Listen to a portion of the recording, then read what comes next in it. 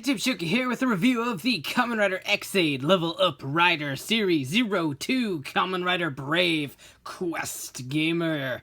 Or RPG Gamer, if that's more your thing. Same thing really, but officially it is Quest Gamer. But here we go with Kamen Rider Brave, the second in the Level Up Rider series.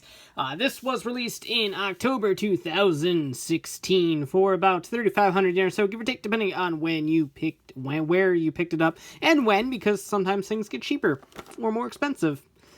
Things happen.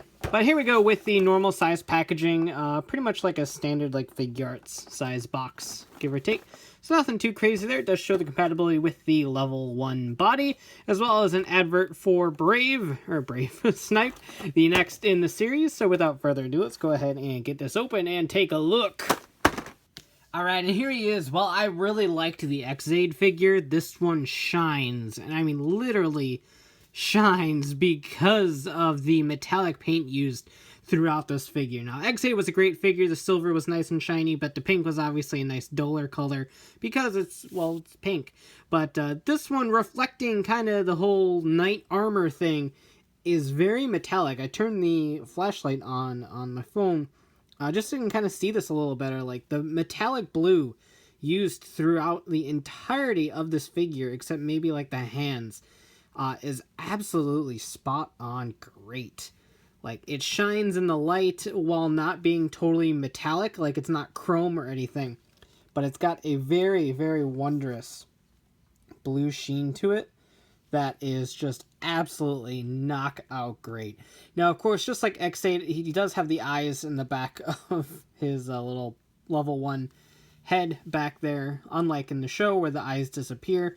But, hey, it is what it is. Not a whole lot you can do about that. It's not really a huge deal to me whatsoever, but great looking figure. Sculpt is spot on.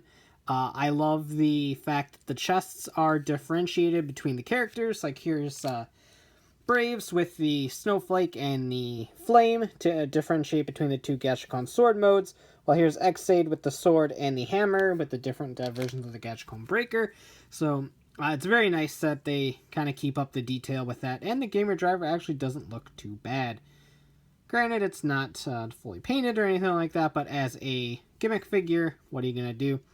Back is pretty painted. There is some things missing, but not a whole lot. But really nice. Articulation is the same as the Ex-Aid figure. You got a ball joint up there at the head, so he can all look around. And his little dealie up here, his little crest thing, I don't know what to call it. That rotates, I believe, because of transformation purposes. And you get a full pin swivel system up in the shoulder, as well as a swivel in the bicep. Single joint at the elbow. You do have the 2 split fingers, and a rotation at the wrist and fingers. Same sort of system down here in the thighs. You do have a wrist swivel, rotation at the thigh, and I meant hip there, not thigh. A double joint at the knee because of transformation again, and a ball and socket joint down at the ankles. So tons of articulation for these. Not 100% figure arts level articulation, but for a gimmick figure, it's a heck of a lot better than things we've gotten in the past, back when these things started around Kabuto and stuff. So we've definitely improved since then. So he can hold the Gashacon Sword. My, again, biggest problem with these figures is the fact that they don't really grip the weapons all that well. So you kind of just have to make do with what you can pull off. Again, it's really wiggly. If you make him not touch the trigger portion, it holds a little bit better, but again, still a bit wiggly. But what are you going to do? Not a whole lot. Again, I really wish there was like a peg or something to slot the weapon into so they can hold on to it a little bit better, but hey, it is what it is. But the Gashacon Sword, being just a singular weapon, now we took a look at the toy already, the DX toy, and it features that swivel to switch between the fire and ice modes, and this features the same thing, except it's just a manual twist. So on this side, you have a nice shiny silvery blue for the ice mode, and then on this side, you have a nice orange, not metallic, which is a little bit unfortunate, for the fire mode. So really cool, so you can have whatever mode you want him to have, just like the actual prop in the show and the DX toy. So that is pretty cool. Obviously, it's not fully painted, but all the details are there should you want to paint it yourself. And because you can kind of rotate everything around, you can kind of get it in a really neat, like, double-held sword position. So kind of something like that, like he's concentrating or about to do a final attack or something like that. I don't know. You can have him tilt his head to the side, just like that. I don't know. You can do a two-handed pose, though, is what I was trying to get at. But don't mind me. I suck at posing. So we're going to just move that aside because who really needs that anymore, really? He does have this little gauntlet here, and that does pop off because this is, I don't want to say pivotal for the level 1, but it is something for the level 1. And speaking of, I suppose we should probably get to transforming him into the level 1 mode. And just like before, it is really easy. You do have to flip that around so that the head up here has some clearance to move upwards. Kind of tilt these aside, take off this portion right here, flip these around just like that, and up like so.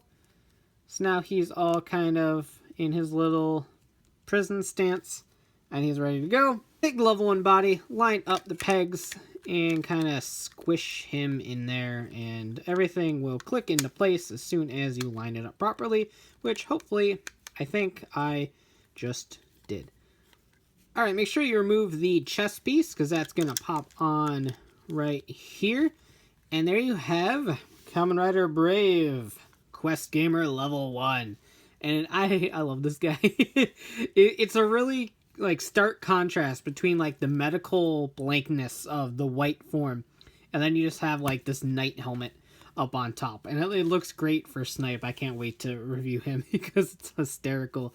But you can take his little shoulder or gauntlet pad thingy, and that will sit in his arm to act as a shield, like it does in the series. But hey, that is whatever. And you can go ahead and put the Gashacon Sword in the other hand. Again, the shoulders are very much jank, but kind of is what it is. But hey, there you go with the level 1. I like this compatibility. It doesn't do a whole lot. The lack of articulation really makes this mode incredibly playable, but it's always a fun thing to kind of do for the first time to see how kind of goofy it turns out. But yeah, it is what it is. It's awful from the back. But anyway, let's get back to level 2.